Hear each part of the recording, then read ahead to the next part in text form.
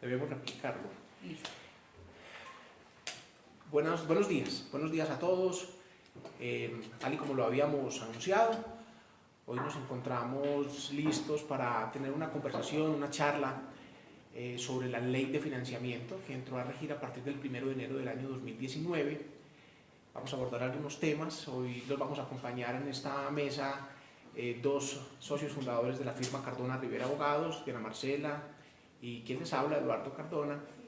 Y tenemos pues como el gusto de estar muy bien acompañados. Nos acompaña Andrea Chapman, que es nuestra directora del área de Derecho Tributario de la firma Cardona Rivera Abogados, y tenemos un gran invitado que es el doctor Leonardo Contreras, cuya experiencia es su carta de presentación. Ha sido asesor tributario hace más de 20 años, profesor universitario, asesor y consultor de distintas entidades del sector privado, incluyendo, claro está, entidades financieras. Andrea Chapman, con amplia experiencia en asesorías tributarias, en litigios tributarios, con más de 7 años de experiencia. Y bueno, digamos que este va a ser el equipo que los va a acompañar. Vamos a resolver sus inquietudes, todas las dudas que tengan, y queremos como darles un ABC, acompañarlos, asesorarlos y contarles un poco esos asuntos principales de la ley de financiamiento. Obviamente no alcanzamos a abarcar toda la ley de financiamiento, es bastante extensa, pero sí queremos que ustedes participen en el chat, que nos hagan las preguntas. Si de pronto se les surgen otras inquietudes, recuerden nuestras redes sociales, en Twitter Cardona Rivera AB, y por Facebook, Instagram y LinkedIn Cardona Rivera Abogados. O en nuestra página, ahí está nuestro contacto también, www.cardonarivera.com, para resolver las inquietudes. Digamos que los temas principales, Leonardo y Andrea, que vamos a tratar esta mañana son los cambios más importantes que se dieron en personas naturales, en personas jurídicas, el régimen simple, que es un nuevo régimen, y tributo, y que ha causado pues como gran curiosidad para las personas, IVA e impuesto del consumo, los cambios que hubo en este tema, responsabilidad penal tributaria y amnistías o beneficios. Yo creo que es importante entonces iniciar con personas naturales, donde vamos a tratar varios temas como tarifas, el cambio cedular, cesantías. Leonardo, te doy la palabra entonces para que iniciemos nuestro Facebook Live con los principales cambios que hubo en esta ley de financiamiento respecto a las personas naturales. Perfecto, muchas gracias Marcela y buenos días a los seguidores. Antes que nada agradezco la oportunidad y la invitación que hace Cardona Rivera para esta charla. Como tú lo dices, en personas naturales el cambio de la ley de financiamiento tuvo aspectos muy importantes. Uno de ellos es la tarifa, porque veníamos trabajando con tarifas de hasta el 33%. Con lo que vemos de la ley de financiamiento, que ya es ley de la República, la tarifa de las personas naturales puede llegar inclusive hasta el 39%, entonces ahí observamos un incremento importante que va a afectar a las personas. Otro tema que es súper importante, como lo podemos ver, es el cambio de las cédulas, que es la forma de depurar la renta de las personas naturales. Antes teníamos 5 cédulas con la ley 18 y 19, que eran las cédulas de trabajo, las cédulas de pensiones, la de capital, las no laborales y los dividendos o participaciones. Esto, pues digamos, hasta el momento estábamos intentando entender la ley 18 y 19, pero ya hubo un cambio con la ley de financiamiento. Y finalmente, ¿cómo queda? Se abre una cédula general en la cual agrupan, fíjense, trabajo, capital y no laboral, para que quede la cédula general. Queda la cédula de pensiones, se mantiene con la de la ley anterior, y la de dividendos y participaciones.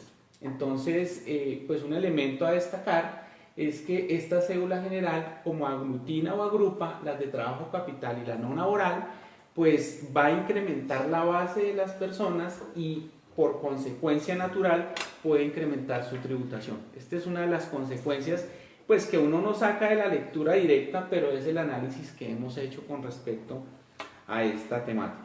Tema de cesantías, Leonardo, que obviamente para muchas personas es un tema de gran relevancia. Por supuesto, Marcela. El tema de cesantías, a pesar de que está en la ley de financiamiento, no es una novedad total, porque esta circunstancia se había visto regulada mediante el decreto 2250. O sea, no estuvo en la ley anterior, pero vía decreto dejaron el tema de las cesantías. Hoy lo que está haciendo la ley es llevándolo y reconociéndolo dentro del marco legal. Básicamente es que las cesantías siempre han sido un ingreso del trabajador, pero lo importante es cuándo se reconocen como ingreso.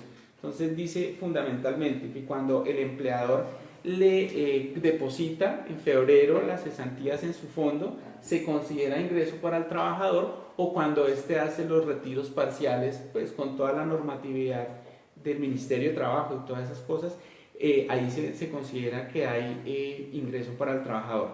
Si estamos hablando del sector público, que no se trasladan las cesantías por su régimen especial, es la diferencia de saldos de 31 de diciembre del año actual al 31 de diciembre del año anterior, ¿sí? Ese valor que varía se considera ingreso para el trabajador. Pero como les estaba diciendo, lo único que hizo la ley fue reconocerlo a rango legal, porque ya venía en el decreto y la mayoría de personas lo estaban tratando así. Hay un punto importante, es que esas cesantías tenían una particularidad, y era que en la norma anterior quedó vigente el artículo 55 del Estatuto Tributario, que indicaba que estas cesantías eran un ingreso no constitutivo de renta ni ganancia ocasional. Entonces había una dicotomía, que las personas se iban por un lado o por otro y tenían temas diferentes en su base gravable. Hoy, con la ley de financiamiento, es clarísimo que es una renta exenta, ¿de acuerdo? Quedó derogado este 55.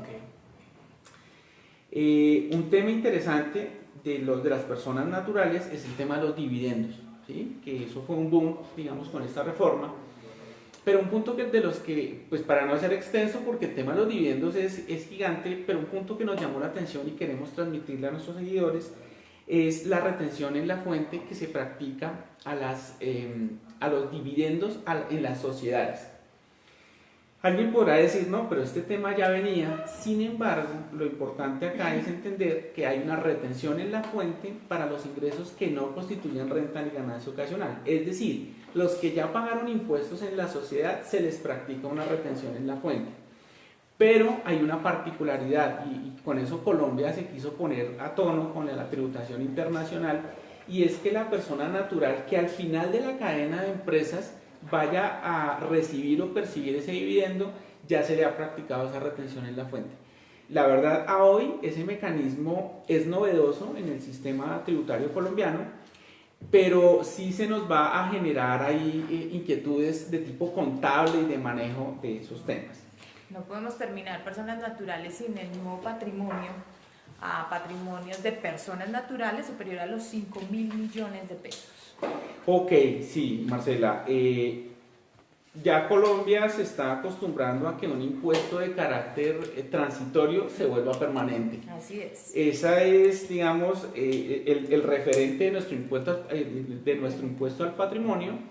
Y para resumirlo es, para las personas naturales, a diferencia del anterior que venían jurídicas y naturales, hoy son personas naturales, o somos personas naturales, con patrimonio superior a 5.000 millones de pesos. Es el patrimonio fiscal, que es el total de activos menos las deudas, superior a 5.000 millones, y es al 1 de enero del 2019.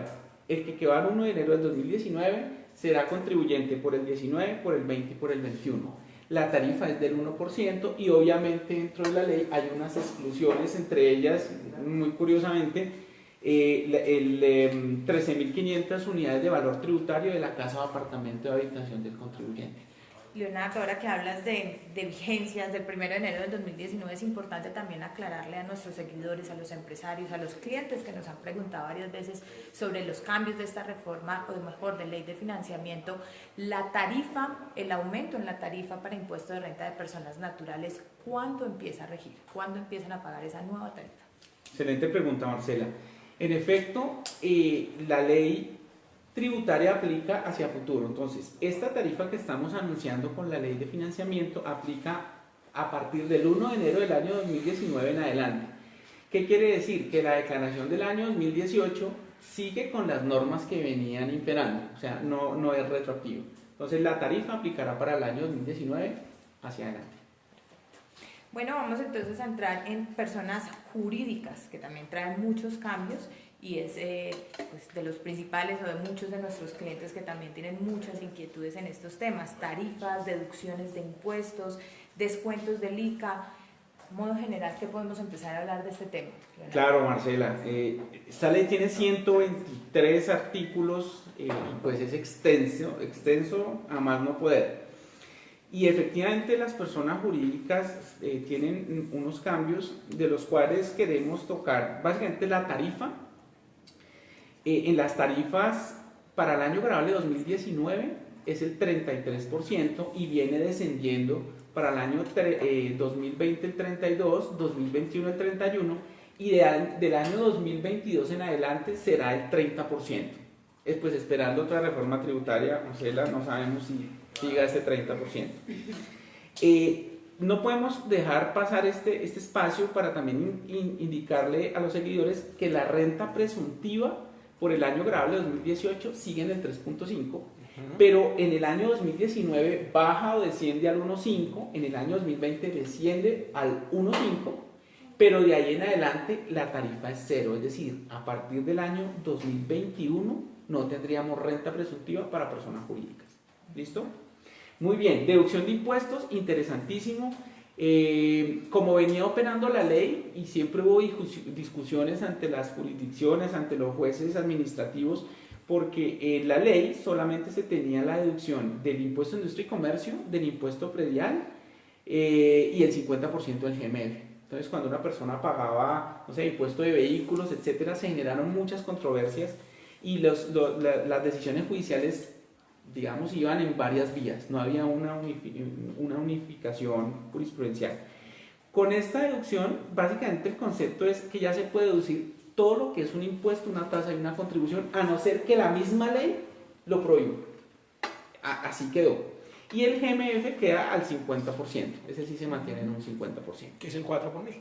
Es el mismo 4 por mil, Gerardo, muchas gracias, sí, porque el más conocido 4 por mil, que entre otras cosas arrancó como un impuesto transitorio y pues ya hoy es un impuesto de carácter permanente. Antes de continuar, Leonardo, quiero saludar a las personas que nos están siguiendo en nuestro Facebook Live, a Rosita, a Marta Elena Bedoya, a Luz Marina, a Laura, a Gilmar, a Caterine, a Alejandro, muchas gracias por conectarse, a otras personas y bueno, están también mostrando como su interés en estos temas y si quieren formular preguntas, claro que estamos muy atentos, no importa que no sea de estos temas, estaremos como resolviéndolas.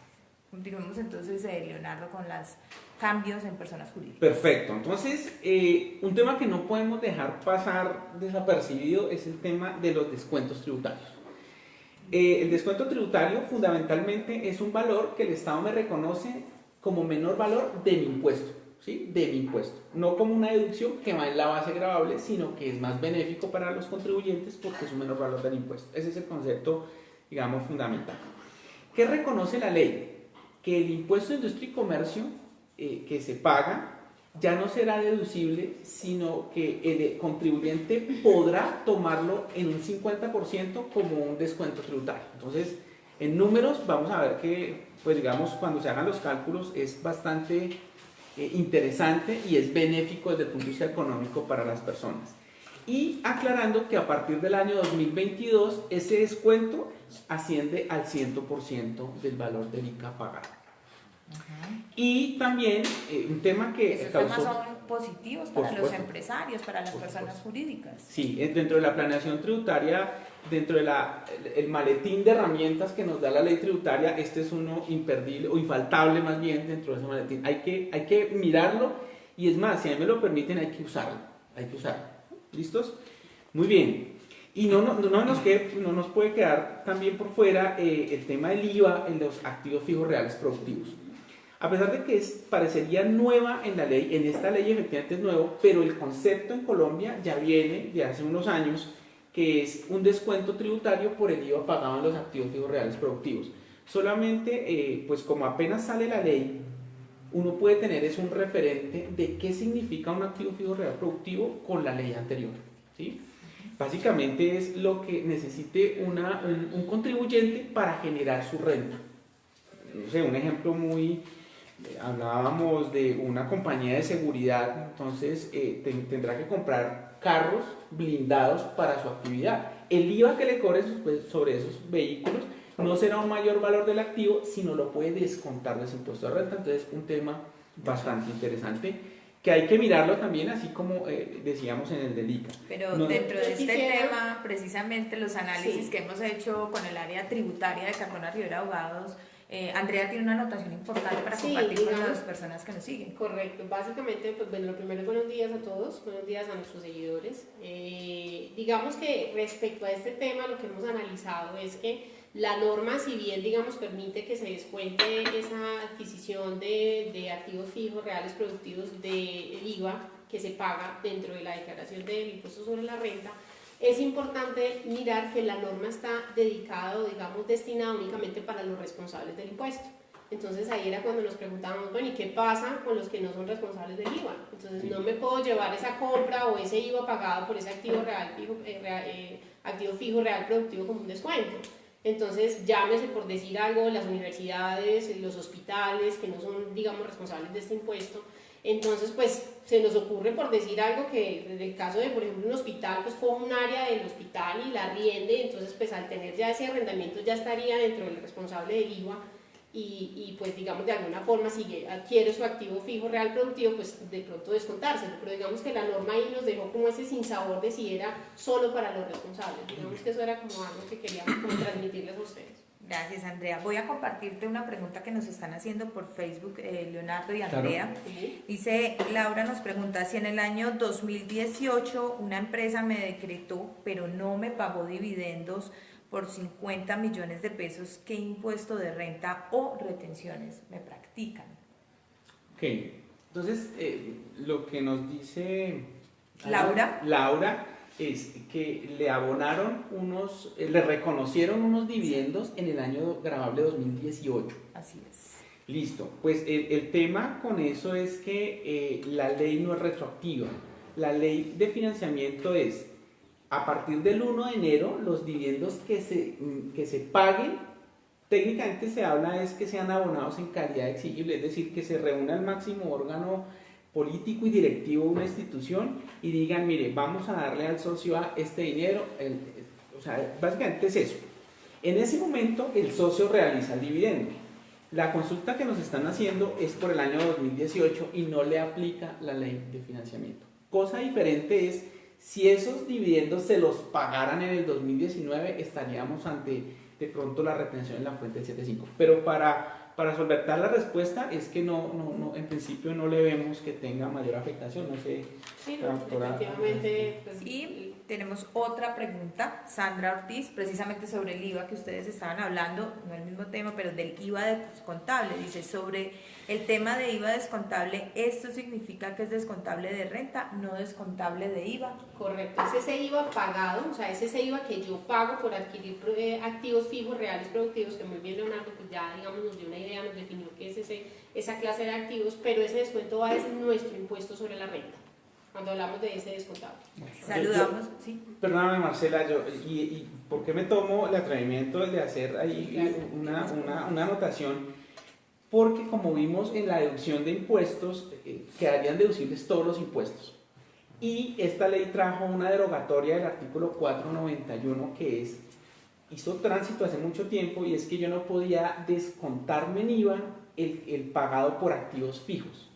Y esa norma fue derogada. Entonces hay varias corrientes de pensamiento en lo tributario que están sugiriendo que el IVA pagado, no de activos fijos reales productivos, no ese, porque ese sabemos aquí que la ley le dio la connotación de descuento. El que no sea activo fijo real productivo, el IVA que se pague, hay personas que dicen, como ya puedo descontar en IVA porque la norma fue derogada, están diciendo, mire, yo ese IVA lo puedo llevar descontable en el impuesto a las ventas. La verdad, nosotros aquí al interior de la firma lo hemos mirado y pues no vemos que el tema sea de ese tenor, a pesar de que la lectura prima fase de la norma lo llevaría uno a eso. La verdad, hay otra norma que dice que para que sea un IVA descontable en IVA debe ser costo o gasto, y en este caso un activo pues no da esas circunstancias Pues iniciales. Leonardo, hay muchas preguntas sobre el IVA, entonces vamos a seguir con este tema y aprovecho para saludar a las otras personas que se han venido vinculando, compartiendo la transmisión, como Juan Francisco, Diego Leonardo Mesa, Andrés Felipe, Carito Trujillo, nuestro cliente Cuido Mi Bolsillo. Muchas gracias por estar aquí y voy a pasar a esta pregunta que es precisamente de nuestro cliente de franquicias Cuido Mi Bolsillo y te preguntan lo siguiente. Las franquicias se consideran activo fijo real productivo. ¿El IVA en su adquisición es descontable del IVA generado? Bueno, diría profesor mío, excelente pregunta. Fíjense que hoy que tenemos la ley, en la ley no tenemos todavía especificación de qué es un activo fijo real productivo. Pero si nos fundamentamos en el desarrollo del decreto anterior, o sea, de la ley anterior, uno sí entiende que el activo fijo real productivo debe ser un bien tangible, que sea depreciable o amortizable, y en este caso esa franquicia la vemos inicialmente como un derecho que en principio no vemos que le podamos indilgar la categoría o la naturaleza de activo fijo real productivo. Sin embargo, uno tiene que, como buen abogado, hay que dejar ahí una puerta de escape y es, tenemos que esperar lo que diga el decreto reglamentario, pero inicialmente no lo vemos. Puede ser que el decreto reglamentario nos sorprenda, ¿sí? Pero con la ley, con fundamento en la ley, no estamos viendo que pueda llevarse con un activo fijo real productivo. Creo que quedó resuelta la duda para nuestro cliente. Pasemos a un régimen, el régimen simple, digamos, podríamos denominarlo, como lo hemos dicho aquí en la firma, es un régimen nuevo y alternativo y ha causado también como pues mucha expectativa y curiosidad para nuestros clientes, tanto personas jurídicas como personas naturales, Leonardo, porque aplica para los dos, ¿no? ¿Qué es eso de régimen simple? Listo, Marcelo. Este régimen simple, podíamos durar aquí más o menos 8 horas hablando del régimen simple y las 8 horas... creo que se queden conectados 8 horas, hagamos Okay. un resumen. Listo, no. Entonces el punto es el siguiente, acuérdense que había un monotributo que se creó con la ley 1819 y este es un primo hermano del monotributo, más o menos. Pero el monotributo pues se le dio santa sepultura con la ley de financiamiento, o sea, hoy ya no hay monotributo y vino a remasterizarse en el denominado régimen simple. Entonces, ese régimen simple, la ley dice que es un impuesto nuevo y es un nuevo procedimiento. Es bastante curioso. Dice también que es un nuevo impuesto y que aglutina o recoge 4 impuestos que ya existen. ¿Cuáles son? El impuesto sobre la renta, el impuesto sobre las ventas, el impuesto al consumo y el impuesto de industria y comercio. Fíjense que entonces él los aglutina. Pero hay una indefinición ahí de la ley, porque si es un impuesto nuevo o es recoger varios impuestos, alguien dirá, pues esa calificación no nos genera dificultades, desde lo tributario sí. Una cosa es que aparezca algo nuevo y otra cosa es que aparezca un nombre nuevo, solo el nombre, pero que aglutine elementos ya existentes. Ese es un punto, entonces es un impuesto nuevo según la ley y que hay un procedimiento para poder cumplir con la obligación. ¿Cuál es? Resumido, yo tengo que hacer un pago bimestral, una cuota, ahorita miramos un poco la tarifa y ya con ese cumplo mi impuesto por el año. De los 4 impuestos De que los nos dices. 4 impuestos, pero hay unas variantes que todavía no está claro en la ley sobre el impuesto al consumo, porque a veces uno lee el decreto y entiende que estaría dentro de la cuota del impuesto al consumo, pero al final dice, si usted es responsable de consumo, tendrá que cobrar el 8% adicional. ¿Y entonces, en el tema del ICA cómo es esa distribución? No, en el tema del ICA sí, digamos, como lo hemos mirado, sí hay la claridad que en la cuota está el valor de la renta y el valor de impuesto de industria y comercio. Sin embargo, una de las censuras que ha tenido la norma es que le quitaría o le estaría coartando un tema constitucional a los municipios, claro, porque ellos tienen autonomía presupuestal. Entonces, si el ICA lo recauda la DIAN, tendría que mirar la forma de hacerle una especie de situado fiscal y ahí puede generarse algún tema de choque de poderes. Pero inicialmente, para responderte, en la cuota, o sea, en el valor que pago, está la renta y está el ICA. Y sin lugar a dudas de estos regímenes, digamos, uno de lo más atractivo para personas naturales o jurídicas son las tarifas. ¿Cómo son estas tarifas? Correcto. Entonces, Fíjense que cuando conversamos y orientamos la persona natural, dijimos que la tarifa podía llegar hasta el 39%, que eso fue como quedó en la ley de financiamiento. Cuando entramos al régimen simple, encontramos algo muy novedoso y algo interesante, que las tarifas van entre el 1.8% y el 11.6%, pero hay que hacer una claridad. El hecho que genera el régimen simple son los ingresos. El hecho que genera la renta es la renta, o sea, ingresos menos costos y deducciones, ¿sí? El producto de algo.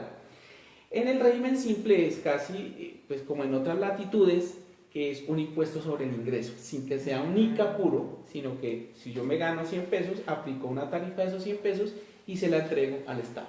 Entonces, pues digamos, ese punto me parece a mí muy atractivo, y eso unido a lo que decías, Marcela, sobre a qué personas está dirigida. Efectivamente, el monotributo era solo naturales, pero la novedad con el simple es para las personas naturales y también pueden ser las personas jurídicas, y hay una regulación. Algo que nos llama la atención son los ingresos, que hasta 2.600 millones él puede estar en el régimen simple. ¿Qué exclusiones o qué parámetros debe cumplir mejor una persona natural o jurídica que en este momento obviamente no está en este régimen y quiera pasarse allá? Ok, como la ley fue promulgada el 28 de diciembre de Inocentes, 28 de diciembre del 2018. Nos hicieron inocentadas. Sí, ya es tradicional cada 2 años, desafortunadamente. Pero hay un compás de espera para las personas que querramos entrar al régimen simple, y es que la ley le da una ventana hasta junio del 2019 para acceder a eso. Tiene que modificar su RUT, o sea, tiene que en el RUT decir, mire, yo soy Leonardo Contreras, yo tengo este tema o tengo una empresa, pero yo quiero estar en el régimen simple, y vendrá una categoría de régimen simple. Básicamente es eso. Hay que hacer la manifestación expresa a la administración, y la administración guarda la competencia para poder excluirme del régimen. Si yo estoy ahí, incumplo los requisitos que él me impone. Lo cierto, Leonardo, es que el régimen simplificado y el común ya son historia. Eso. Son historia en el IVA, y ya Andrea nos va a... Pero tiene razón. Claro, este régimen simple ahí, escúcheme el término, empaqueta unos temas y simplifica teóricamente la tributación de estas personas. Hay otro tema, Leonardo, que nos decían nuestros clientes y que tiene que ver con todas las personas jurídicas y bueno, las personas naturales que ejercen también actividades comerciales, empresariales, industriales, y es el flujo de caja. Para las personas que estén dentro del régimen simple no se les practicará retenciones. Correcto, Marcela. Ese es un aliciente en este régimen, y básicamente es que, pues como van a pagar una cuota bimestral, fíjense, ya es un pago directo, pues el mecanismo de retención se hace inservible, por decirlo de alguna forma, o inoperante, más bien, es la palabra técnicamente correcta. ¿Por qué? Porque si yo ya pago mi cuota bimestral, ¿para qué me hacen retención? Entonces, la estructura jurídica del régimen es que a mí, como régimen simple, si estoy ya metido en el caparazón de régimen simple, las personas que me hagan pagos tienen prohibido hacerme retención en la fuente, prohibido. Y adicional, algo muy curioso, Marcela, que me estoy recordando en este momento, es que también cuando yo como régimen simple haga pagos, tampoco hago retención, excepto salarios. Los salarios, ahí sí soy agente retenedor. Y adicionalmente, ya para cerrar el tema, cuando recibo pagos por tarjeta de crédito de mis clientes, el 0.5% del total de esos pagos lo voy a llevar también contra ese pago bimestral, ¿sí? O sea que ahí tengo un incentivo para dejar la trazabilidad de las operaciones. Y algo muy importante que no podemos dejar pasar, y es, si yo soy empresario, soy persona jurídica, o siendo persona natural, tengo personas a cargo, o sea, más que a cargo, trabajadores con vínculo laboral, lo que yo tenga que pagar, lo que pago en el área de seguridad social, en el derecho de seguridad social, por aportes a pensión, lo puedo descontar de la cuota bimestral que voy a pagar como mi impuesto simple. Entonces, ese es un tema atractivo, y hay que mirarlo, hay que, como dicen, sentarse uno con el cuaderno y echar números para mirar si me quedo en el simple o si hago tránsito al régimen, perdón, si me quedo en el ordinario o hago tránsito al régimen simple. Pues como dice Leonardo, nos podemos quedar 8 horas hablando del régimen simple, pero vamos a pasar a los temas de IVA e impuesto al consumo, que como bien decía Eduardo, pues ya no podemos hablar de régimen simplificado y régimen común. ¿De qué hablamos ahora, Andrea? Sí, Marcela, y Eduardo ya nos estaba anticipando, pero pues en efecto digamos que el tema del IVA, básicamente digamos como el gran cambio, por decirlo así, es que ya se elimina el régimen simplificado y el régimen simple. Entonces ya hablamos el régimen simplificado, perdón, te agradezco, y el régimen común. Ya hablamos de responsables del impuesto o no responsables siempre y cuando pues digamos que se cumplan ciertos requisitos. Digamos, obviamente valga la aclaración a partir del 1 de enero del 2019, porque tenemos que tener en cuenta digamos que el cambio sea a partir de la entrada en vigencia de la norma. Sin lugar a dudas, el año pasado, pues cuando iniciaron las discusiones en lo que primero fue la reforma tributaria, el IVA para la canasta familiar fue bastante mediático y controvertido. Para explicarle a los seguidores, que también saludamos a los nuevos seguidores, Carito, Trujillo, Oscar Eduardo y las demás personas que están pendientes de esta charla, ¿en qué quedó finalmente tema de IVA en términos generales para servicios y bienes? Bueno, digamos que tal como lo están diciendo el tema de la canasta familiar, que fue pues digamos como lo que desde el principio cuando empezaron digamos los debates en el Congreso, pues se anticipaba que sí iba a quedar pues grabados con el impuesto a las ventas, pues efectivamente eso no, digamos, no prosperó.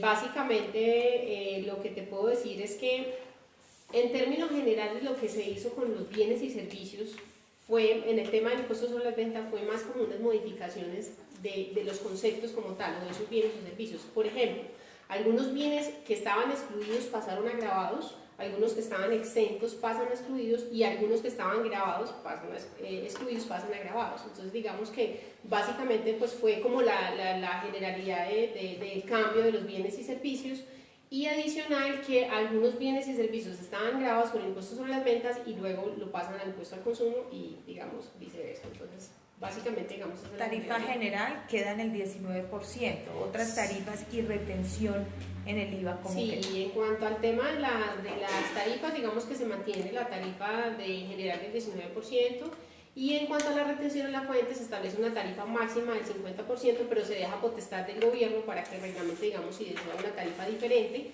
y viene una tarifa del 15% para aquellos bienes o servicios que no tengan tarifas especiales a través de decretos reglamentarios. Adicionalmente podríamos decir que se mantiene también la tarifa del 100%, digamos, en el caso de los servicios que se vienen prestando desde el exterior. Básicamente es la generalidad de las tarifas. Vamos a hablar un poco más amplio sobre el tema como de las medidas penales por evasión, defraudación y más, pero concretamente para el IVA, Andrea, ¿qué nos puedes contar? Sí, Marcela, mira, para el tema del control de evasión, digamos, el gobierno trató varios temas, pero en relación al tema del impuesto sobre las ventas, hay una, digamos, como una anotación o algo que queremos ponerle, digamos, como representan nuestros seguidores, y es que hay una norma que dice que como ya estamos hablando de categoría de responsable y no responsable del impuesto, se le está dando la facultad a la administración, en este caso pues a la DIAN, para que ellos de manera objetiva, si consideran y ven las pruebas que ellos digamos vean necesarias, ponen a la persona o a este contribuyente como responsable. Contra esta decisión no procede ningún recurso. Entonces digamos que bajo esta primicia eso de entrada pues ya nos perjudica a los contribuyentes, porque qué oportunidad vamos a tener para defendernos en caso de que la administración nos diga, mire, usted de la noche a la mañana resulta que es responsable del impuesto y pues adicional cumpla con todas las obligaciones. En esta parte, digamos, en ese caso llamarían a Cardona Rivera abogado. Sí, claro, si hay una violación en por supuesto. No, lo que les quería decir es que esto es un intento fallido porque hace, digamos, devolviéndonos un poco en el tiempo, algo muy parecido sucedió con el régimen común y el régimen simplificado. Se le había dado la facultad, digamos, a la administración de que te pusiera en cualquiera de los dos regímenes, en uno u otro, y no le daba oportunidad, digamos, al contribuyente de defenderse. Entonces, digamos que eso se cayó de su peso por lo inconstitucional, pues el derecho a la defensa y todo lo demás. Entonces, pues creemos que va a pasar lo mismo con esta disposición. Precisamente que eso de lo que dices de régimen común y simplificado, pasarse de un régimen al otro, para pasarse al régimen común y devolverse al simplificado eran 3 años cumpliendo unos requisitos. En esta ley, ¿cómo queda ese procedimiento para pasarse responsables o no Bueno, ahí responsables? hacemos una aclaración y te agradezco que toques ese tema porque eso es importante. Digamos, lo primero es que cuando hablamos del régimen común y el régimen simplificado, obviamente hablamos del 31 de diciembre hacia atrás, ¿no? Porque pues, teníamos esas condiciones y si hay, digamos, algún proceso o algún tema, siempre se va a tratar, digamos, dentro de esa categoría. Ahora hablamos de responsables y no responsables a partir del 1 de enero. Lo que más o menos entiendo, lo que tú me tratas de decir es cómo hacía yo para salirme de uno u otro régimen. Es decir, yo ya no quiero ser responsable del impuesto porque ya no soy régimen común. Entonces, la norma traía un término de 3 años, o sea, que en los últimos 3 años yo tuviera una serie de condiciones para poderme retirar de ese régimen. Ahora, digamos, para beneficio, pues digamos, es una noticia positiva, es que ya tenemos un año, o sea, de 3 años pasamos un año para retirarnos de ser responsable del impuesto. Andrea, impuesto al consumo, sobre todo en un tema también que ha sido muy mediático y que las personas están algo confundidas con temas de enajenación de bienes inmuebles para el tema del impuesto al consumo. Bueno, con el tema del impuesto al consumo hay un tema muy importante, digamos que es, antes de que empecemos al impuesto al consumo quería, digamos, darles, dentro de los servicios que quería darles el ejemplo, uno de los que más se mencionaba de las bebidas azucaradas, digamos, y el tema de las franquicias. Hay ahora una discusión con el tema de las franquicias porque, digamos, con la ley 1607 del 2012, que fue una reforma tributaria, las franquicias estaban grabadas con el impuesto a las ventas, luego pasó al impuesto al consumo y ahorita nuevamente pasa a las ventas. Entonces digamos que con el impuesto al consumo, para unir un poco, es como ese cambio de los que pasaron del IVA al consumo, digamos, como para empezar con el tema de las franquicias, porque va a haber una inquietud, como los que son responsables del impuesto a las ventas, perdón, los que están en las franquicias que son de bebidas y de alimentos que estén sometidas en este momento al impuesto al consumo, tienen un término hasta el 30 de junio del 2019 para pasarse como responsables del impuesto a las ventas. Pues digamos, quería como que no dejar esa idea ahí. Ahora, retomando para el tema del impuesto al consumo, hay un tema muy importante que es el tema de la enajenación de bienes. Digamos, eso es lo que ha estado, digamos, como el boom también, sí. ¿Qué pasa? Aquí devolvámonos también un poco. Resulta que anteriormente la enajenación de activos estaba grabado con el impuesto sobre las ventas, pero había unas características especiales, que esos bienes fueran nuevos y adicional que estuvieran destinados a vivienda. En ese momento, digamos, tenían una tarifa del 5% del impuesto sobre las ventas. ¿Qué pasa hoy? Qué vergüenza. Dale, no te preocupes. Claro. De pronto para los seguidores hay que hacer la aclaración que no son todos los activos, eran activos inmuebles destinados a vivienda. Y el impuesto al consumo que estamos tratando en este momento es para la enajenación de bienes inmuebles. Correcto. No son todos los bienes, ¿sí? Sí, te agradezco. Ok. Entonces, bueno, como ya lo decías, entonces ahora la adquisición, la enajenación, perdón, de bienes inmuebles destinados independientemente de si esa vivienda y qué clase de bienes, puede ser un lote, puede ser una oficina, o sea, puede ser algún bien que no esté justamente destinado a vivienda, va a quedar grabado con el impuesto al consumo con una tarifa del 2%. Digamos a partir que de 918 millones. Sí, eso era lo que te quería decir, que digamos tenemos una tarifa de 918.436.000, digamos, para esos bienes que entrarían, digamos, a quedar grabados con este impuesto. Sobre este tema se ha generado mucha especulación porque resulta, entre otras cosas, Marcela, que el responsable realmente de este impuesto va a ser el comprador. Pero quien tiene que recaudar, digamos, así nos quedó en la ley 1943, quien tiene que recaudar ese impuesto vía retención es el vendedor. Entonces, digamos, así nos quedó en la ley. ¿Qué está pasando ahora? Digamos, esto no es que nos queramos anticipar, pero desafortunadamente cuando hacemos las normas no las hacemos como debe ser. Resulta que en el decreto, en un borrador que hay ya circulando dentro de las redes y dentro de las páginas oficiales, de un proyecto de decreto que reglamenta precisamente el impuesto al consumo, dice o establece que quien va a hacer la retención en la fuente va a ser el notario, o en el caso de que se trate de temas fiduciarios, de entidades, serían las fiduciarias quienes harían esa retención. Entonces digamos que aquí ya empezamos con toda esa serie de críticas porque no sabemos si la persona que es la vendedora va a tener que recaudar vía lo que establece la ley o si va a ser el notario. Entonces digamos que esa es una de las críticas sobre los temas que tenemos ahí en stand-by, que todavía pues no se ha definido, y pues digamos sería como, bueno, adicional, otra cosa, Cuando hablamos de quiénes se causa, digamos que quiénes son los responsables, no se hace precisión tampoco si estamos hablando de personas naturales, si estamos hablando de personas jurídicas, si estamos hablando de residentes, si estamos hablando de los residentes. Entonces hay una serie de conflictos, digamos una persona X que tiene su bien con sus 900 millones y algo, y entonces no sea responsable del impuesto al consumo y solo por esa venta, entonces voy a tener que modificar el RUT, voy a tener que presentar la declaración, adicional pues voy a mirar si el tema con factura, ahorita que tenemos la factura electrónica, entonces son muchos temas que quedan por fuera, digamos, de cara a ese impuesto que tendremos que esperar cómo saldrá el decreto reglamentario. Y asesorarse bien. Yo quisiera hacer una precisión, Marcela y principio. Andrea. Yo quisiera hacer una precisión porque lo que dice Andrea es muy cierto. De todas formas, si uno, en la lectura de la ley, el impuesto se genera por la enajenación. Entonces uno entendía pues, que enajenar es hacer ajeno. No importa el título. Entonces es compraventa, es donación, es dación en pago, etc. Hay una enajenación. Sin embargo, dentro de los elementos fundantes de la obligación tributaria, por rango constitucional deben estar los 5 elementos. Sujeto activo, pasivo, derecho generador, la base y la tarifa. Y en la ley la tarifa tiene un defecto, porque dice, tendrá una tarifa, como nos decía Andrea, del 2% sobre el precio de venta. Entonces, claro, aquí, por eso es que hoy los notarios dicen, mire, yo todavía no corro escrituras, porque es que yo no sé si la ley lo que quiso dar a entender es que solamente tiene tarifa lo que sea un contrato de compra-venta. ¿Sí? O sea, una dación en pago en principio, yo como notario yo diría, no, pues esperemos a ver qué sale en el reglamento. Creo que es por eso. Y también, desafortunadamente, ha hecho carrera en nuestro país que lo que queda mal en la ley, el gobierno lo arregla vía un decreto, después se demanda el decreto y hay un perjuicio, digamos, para personas o que no pagaron o que pagaron y que tienen que pedir la devolución. Pero además tiempo después, porque los decretos no salen tan rápido como uno quisiera. Exacto, y escúcheme, ya le redondeo, y otro punto importante es cuando yo tengo el bien inmueble en una fiducia, porque yo puedo enajenar los bienes, perdón, los derechos fiduciarios. Entonces aquí se entiende que cuando yo enajeno el derecho fiduciario, estoy dentro del hecho generador del impuesto al consumo.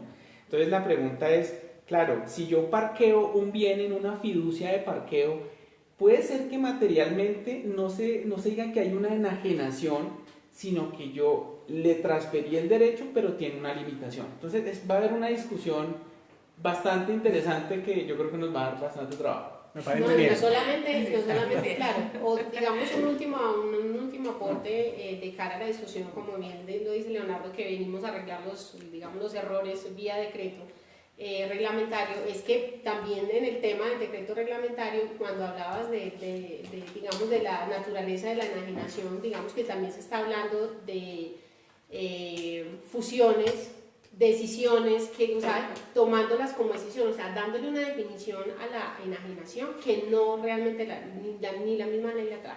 Entonces, digamos, de cara a eso. Y adicional, ahorita que tocaste el tema, quiero retomar el tema de la cuantía, es que imaginémonos, por decir algo, un bien que supere los 900 millones, digamos, por decirlo así, pero que yo solamente vaya a vender el 50%. Entonces, cuando yo voy a hacer la escritura en la notaría, pues obviamente va a ser por la mitad del valor. Entonces, ahí se va a causar el impuesto al consumo. Digamos, tocará ver qué pasa. Así es, por eso nosotros, pues a los seguidores, Humberto, Felipe, Oscar, todas las personas que están siguiendo la transmisión, muchas gracias. Pues los invitamos para que sigan también las redes, porque pues hemos sacado infografías y seguiremos publicando mucha más información sobre todos estos temas de la ley de financiamiento. Eduardo, yo creo que nos faltan 2 temas también que han sido muy importantes para terminar esta transmisión y bueno, podemos programar obviamente si Leonardo y Andrea nos aceptan la invitación para si nos invitan. Nos invitan. Bueno, retomando un poco, pues hoy estamos trabajando el tema de la ley de financiamiento, nuestra directora del área de Derecho Tributario, Andrea Chapman, nuestro invitado asesor y consultor con mucha experiencia en el tema tributario. Y hoy estamos aquí en Cardona Rivera compartiendo el ABC, algunos puntos, ojalá pudiéramos todos, pero sí algunos muy importantes sobre esta ley de financiamiento. Saludamos a Humberto Tobón, Felipe Rendón, Grisel, Sandra Ortiz. Hay un tema, Leonardo y Andrea, que ha sido muy polémico, que hace relación a la tipificación o a la penalización de unas conductas del contribuyente. Hasta hoy, digamos que había una norma prácticamente solitaria en el Código Penal que está en el artículo 402 que habla sobre la omisión del agente retenedor, el que no consigna o el que no consigna a tiempo o el que nunca consigna la retención del IVA o de la retefuente. Un tipo penal que puede estar entre 3 y 6 años y de hecho hoy veíamos hace poco en el ámbito jurídico y en otros medios de comunicación importantes cómo hay una imputación masiva de más de 6.000 personas por este tipo penal. Pero este tipo penal va a estar acompañado de otro delito que vale la pena que traigamos a colación y es el delito de la defraudación fiscal. Y lo importante, lo que queremos decirle a los empresarios, a nuestros clientes y a las personas que nos están acompañando es que no es tan difícil incurrir en ese delito. El empresario tiene un riesgo y que la idea es que eso se puede evitar es con prevención, con proactividad, no tanto con reactividad, que buena parte de las veces ese es el problema. Hablemos un poco de ese delito y cuáles son los riesgos y las posibilidades que un empresario pueda caer en esta conducta. Claro, Eduardo. Como lo dices, es cierto, o sea, este es un tema que el Ejecutivo quiso incorporar en la legislación hace mucho tiempo y siempre fue torpedeado y no se llevó, digamos, no vio la luz esta disposición de penalizar conductas de una declaración privada como la de renta o como la de industria y comercio, inclusive porque uno cuando mira la norma no es solo para impuestos nacionales. Entonces, ¿qué es esa defraudación fiscal? Efectivamente es un tipo penal y, digamos, las conductas es no declarar, omitir ingresos, incluir costos o gastos inexistentes, declarar créditos, yo diría que aquí es más que declarar, es utilizar créditos fiscales inexistentes, por decir algo, unas pérdidas que no sean y yo hago uso de algo que no existe, o tomar retenciones o anticipos que no existen, ¿sí? ¿Cómo se trabajaba el tema antes? La DIAN lo que hacía era que si podía en un proceso de fiscalización darse cuenta de estas conductas, pues había una falsedad que emanaba de un documento privado. Hoy, fíjense que, como lo estabas diciendo, Eduardo, ya es una conducta, o sea, se llama defraudar fiscalmente al Estado y entendemos que el bien jurídico protegido es la hacienda pública. Entonces, fíjense que ahí hay un tema como que el delito pueda, como dicen los noticieros, casa por cárcel, una cosa así, que técnicamente eso no es cierto. Sí, eso es prisión domiciliaria, pero estamos viendo, sin hacer el análisis en extenso, porque todavía lo estamos haciendo, todo el país lo está haciendo, es que en principio esto no iría a ser excarcelable. Entonces, un empresario que diga, mire, yo soy el representante legal, pero yo no soy el que hace las declaraciones, es el que firma y el que responde penalmente por la conducta. Eso es digamos, un tema importante. La conducta va de 3 a 6 años y está con topes. Arranca con 217 millones en valor de impuestos. O sea, que la conducta que yo les comenté hace un momento genere como consecuencia que el impuesto baje en 217 millones, comienza a tener de 3 a 6 años de cárcel.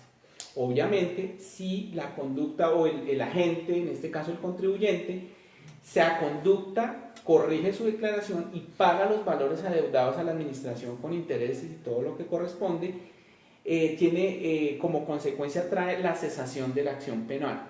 Sin embargo, una novedad de la norma es que cuando esta conducta está por encima de 8.500 salarios mínimos legales mensuales, que yo hacía una cuenta, son como 6.000 y pico millones, más o menos, no es decir, sigue la conducta penal y sigue la conducta administrativa y sí paga para la conducta administrativa, pero el proceso penal continúa. Entonces uno dice hasta dónde la proporcionalidad de un delito que está acá hace que un empresario termine purgando unas penas que estaría para otro tipo de delitos. Pero así quedó la norma. Así está la norma. Hay que seguirla estudiando, por supuesto, pero ya está, es ley de la República. Muy bien. Contémosle un poco, para terminar, algo que por inbox nos han venido preguntando y que es de mucho interés para muchas personas. la gente lo conoce como amnistías, pero técnicamente para efectos de la ley de financiamiento, que no es una reforma tributaria, debemos llamarlo por su nombre técnico, es beneficios. Contémosle un poco los beneficios que las personas tengan y que puedan aprovechar a esta altura con litigios, procedimientos administrativos sancionatorios, etcétera, que tengan con la DIAN o frente a la DIAN. Claro, Eduardo. Y pues efectivamente lo primero que hay que aclarar es que pues, el término mal llamado amnistía, digamos, es el que ha corrido por todos lados y pues realmente estamos hablando de unos beneficios tributarios. En materia tributaria no hablamos de amnistías. Efectivamente, mira, cuando hay personas, contribuyentes, agentes de retención, agentes aduaneros, incluso el régimen cambiario, que tengan algún tipo de proceso, aquí vamos a aclarar algo, digamos, la ley se hizo para los procesos, digamos, de impuestos nacionales, que obviamente, digamos, es la DIAN, que es la encargada, digamos, de reglamentar todo ese procedimiento, y también se da la facultad, porque esta sí no es vía ley, sino que, digamos, por la ley se faculta a los municipios o a los entes territoriales para que si ellos deciden acojan este tipo de beneficios. Y también podemos decir que se aplican los procedimientos o los procesos que se tengan, que se estén cursando en la UGPP, en la Unidad de Gestión Pensional y Parafiscal. ¿Y los términos de esos beneficios? Bueno, entonces, digamos, de cara a estos beneficios son dos, identifiquémoslos de una vez, que es la conciliación contencioso administrativa y la terminación por mutuo acuerdo. ¿En qué se diferencian o digamos en qué viene el uno o el otro? La conciliación es, digamos, dentro de los requisitos que hay que cumplir, es que ya se haya presentado una demanda ante la jurisdicción contencioso administrativa, o sea, una demanda de nulidad y restablecimiento del derecho respecto, digamos, cualquier impuesto, ¿cierto? Cualquier tema.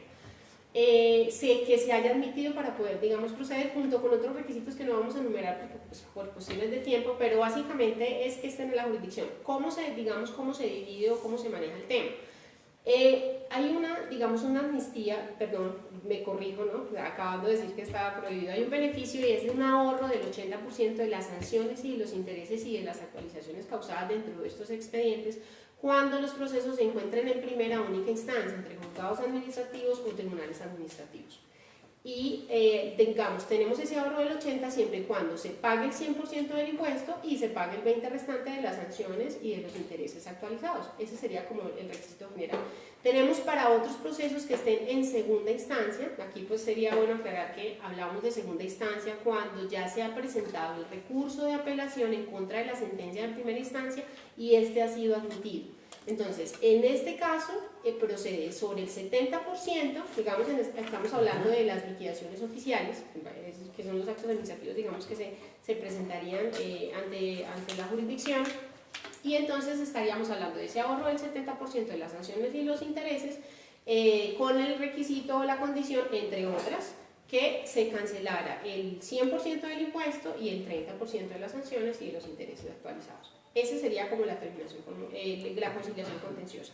Ahora, hay otros procesos o digamos otro fenómeno que es la terminación por mutuo acuerdo, pero este se da en contra de cuando los contribuyentes, agentes aduaneros, responsables de los impuestos, del régimen cambiario, etcétera, etcétera, se les haya notificado con antelación a la entrada en vigencia de la ley 1943, es decir, antes del 28 de diciembre del 2018, digamos liquidaciones oficiales o resoluciones que imponen sanciones, y que estén todavía en la vía administrativa, es decir, que todavía estén en discusión ante la DIAN, ante la UGPP o en el caso tal, digamos, un tema de impuesto territorial ante una Secretaría de Hacienda, por decirlo así. Entonces, en este caso, digamos que también los beneficios oscilan entre el 80% de la sanción o el 50 y 50, digamos, en el caso de procesos solamente sancionatorios donde no se imponga ningún impuesto o no haya un impuesto a cargo o en discusión, que en este caso sería pague el 50% de la sanción y ahorres el 50%, y también los beneficios del 70-30, básicamente, pero para esos procesos que no se ha terminado todavía esa vía administrativa. Muy bien, sí, en esos casos algunas personas nos han venido consultando y estamos estudiando caso por caso y mirando qué posibilidades tiene cada uno de nuestros clientes para poder acceder a estos beneficios, que son claves y que hay que hacerlos de manera pronta. Hay dos preguntas, Leonardo y Andrea. Una la hace Humberto Tobón y pregunta, Eduardo, y sobre los impuestos municipales y la baja de intereses de mora. Y ahora hay otra pregunta que Hagamos primero Hagamos, esa bueno, y luego ok, resolvemos la de ok. Luz Marina. Bueno, para que respondamos entonces a esa pregunta, como lo veníamos diciendo, como la ley faculta a esos municipios para que ellos acojan este beneficio, entonces ya será, digamos, de cara, lo primero es entrar al caso concreto, en qué municipio, digamos, en qué distrito se ha generado la controversia y esperar a ver si vía acuerdo el municipio acoge la ley y, digamos, ya se podría empezar el proceso de solicitar ante esa autoridad el beneficio, pero, digamos, sí se puede y dependiendo de si el municipio lo acoge. Ahí solamente para precisar y por qué se da, lo que dice Andrea es cierto, hay que esperar que el municipio, el distrito lo acoja por el principio constitucional de autonomía. Una ley no puede hacer que el municipio obligatoriamente rebaje su recaudo, sino que se lo coloca a disposición para que puede ser que lo voten y el municipio A decida no acoger el beneficio. Entonces, como decía Andrea, Porque hay autonomía presupuestal, pero no hay soberanía fiscal. correcto. Razón por la cual debe tener su trámite administrativo el municipio. Bueno, ya para finalizar esta charla, Creo que eran 2 preguntas, ¿no? Sí, falta minutos, exactamente, vamos a finalizar con esta pregunta. No se me ha olvidado, Leonardo, no se van a escapar de esta pregunta. Luz Marina nos dice, ¿podríamos hablar entonces de una prisión por deudas en el segundo caso al que se refiere el doctor Leonardo Contreras? Y sería tal violación a la Constitución un disfraz de defraudación al fisco. Sí, lo que dice la persona consultante es cierto. O sea, uno de los reproches que ha tenido esta norma en el tema penal es ese, que en Colombia, pues obviamente constitucionalmente no hay cárcel por deudas. Sin embargo, como quedó estructurada la conducta, más es deudas. No es deudas técnicamente, sino que es un deber de contribución que emana del artículo 95 de la Constitución Política. Todos los ciudadanos tenemos el deber de contribuir y si alguien se sustrae a ese deber que tiene, pues el Estado va a accionar su ius puniendi para hacer que esa persona cumpla con su obligación, ¿sí? Entonces fíjense que es mirar el mismo problema desde una arista diferente. Y así es que está... Es el debate constitucional que está sobre la mesa. Por supuesto. Y adicionemos algo. Dentro de la norma dice que el que está facultado, y escúcheme muy bien, el que está facultado para hacer la denuncia es el director de impuestos. Entonces él va a mirar con unos criterios de proporcionalidad y de objetividad. Entonces dice, escúcheme lo que va a decir, oiga, venga Eduardo, yo considero que sí y es la conducta, entonces voy a denunciar a Eduardo. A Marcela no, cuando pueden que hayan cometido la misma conducta. Entonces uno de los reproches es que en Colombia una conducta penal no tiene un sujeto calificado para denunciar. O sea, cualquier persona que conozca un delito debe denunciarlo. Entonces, fíjense que aquí, si una persona no es director de impuestos, sino que, no sé, una persona que conoció lo denuncia, pues un fiscal debe abocar conocimiento, en mi concepto, no sé si Andrea lo comparta, debe abocar conocimiento porque si no estaría incumpliendo su oficio. Claro. No, y adicional que también tenemos el tema de que esas conductas tienen que ser dolosas y entonces pues pasamos facultad al ente administrador. Claro, de graduarlo. Exactamente, a decir, mire, aquí está la conducta es dolosa y vamos a pasar la imputación. Entonces digamos que eso es un tema Claro, complicado. Nos habíamos despedido ya o nos estábamos empezando a despedir, pero no queremos terminar. No nos quieren dejar ir. Eso está bien, el tema es muy interesante para todos. Viene otra pregunta que merece la calificación que dijiste ahora de otra pregunta. Qué buena pregunta. Qué buena pregunta. Entonces voy a Una hacer la pregunta. buena pregunta. Temazo. Nos dice ABJ. Doctor Eduardo, buenos días. Sobre el tema de exoneración a las cooperativas de salud, el 8,5% y SENA e ICBF, ¿desde ya se puede aplicar dicho beneficio? Bueno, yo creo que debemos tomarnos el tiempo para hacer el contexto para entender la pregunta. Resulta que con la ley, cuando nació el CRE, que es un impuesto, estaba al ladito de la renta, le llamaron CRE, pero técnicamente es una renta, pero es un primo hermano y le llamaron CRE. Y el Estado dijo, mire, el que sea contribuyente de CRE le voy a dar un beneficio.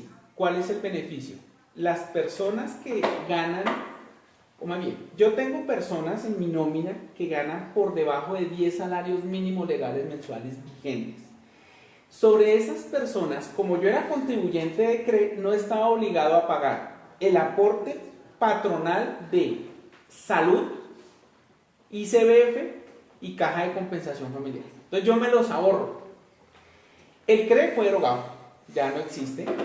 Y resulta que para las ESAL, que son las entidades sin ánimo de lucro, que van al régimen tributario especial, régimen que comparte las cooperativas, para aterrizar, digamos, en nuestra pregunta. Si ustedes me lo preguntan, para mí hay una imprecisión en el trámite legislativo. ¿Por qué? Porque no puedo decirles el nombre, pero eso ya está, creo que fue Oscar Darío, bueno, un representante de la Cámara. Él hizo una propuesta en esta ley de financiamiento, la cual consistía en que las cooperativas no tenían que hacer este pago. O sea, ya se apartó del CRE, sino fue un tema directo a las cooperativas. Quiso favorecer a las cooperativas. Cuando hubo la plenaria dijeron no.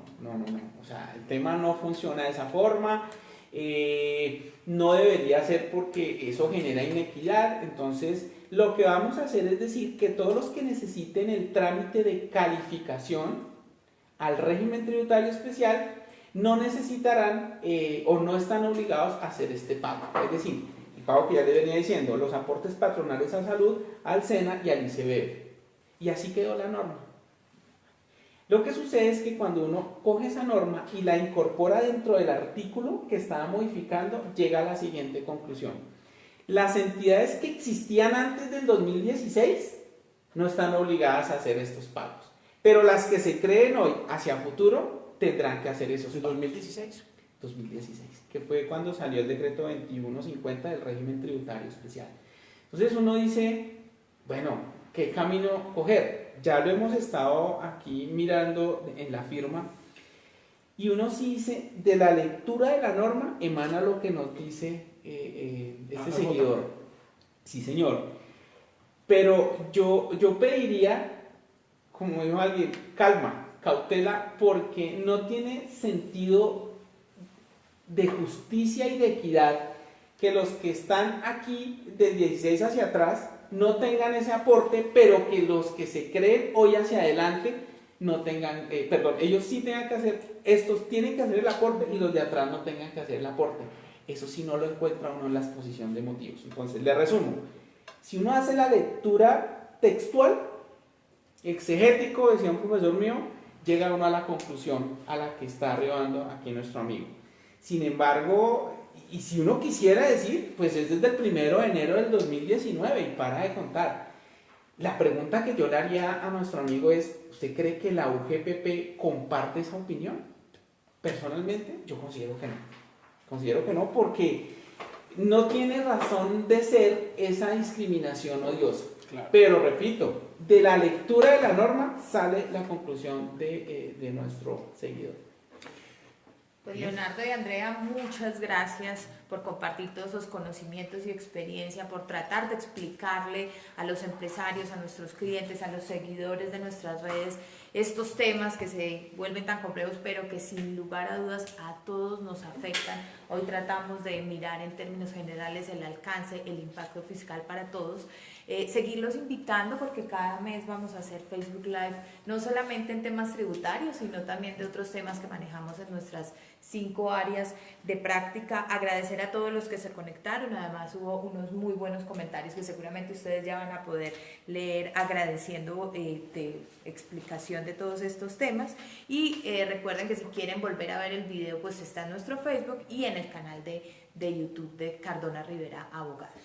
Bueno, muchas gracias a todos por acompañarnos. Ya saben que este equipo tributario y de otras prácticas del derecho está aquí para acompañar a nuestros empresarios, emprendedores, personas naturales que confían en nosotros. Muchas gracias y estamos muy atentos a cualquier otra ayuda. Bueno, feliz día. Muchas muchas gracias. Esperamos que nos dejen sus comentarios si quieren de pronto también de otros temas, digamos, que quieran que hagamos algo algo muy similar con otros temas. Y pues nada, muchas gracias a ustedes también. Yo quedo muy amañado, vuélveme a invitar. Por supuesto, Leonardo. Chao. Hasta luego. Gracias Hasta luego. a todos.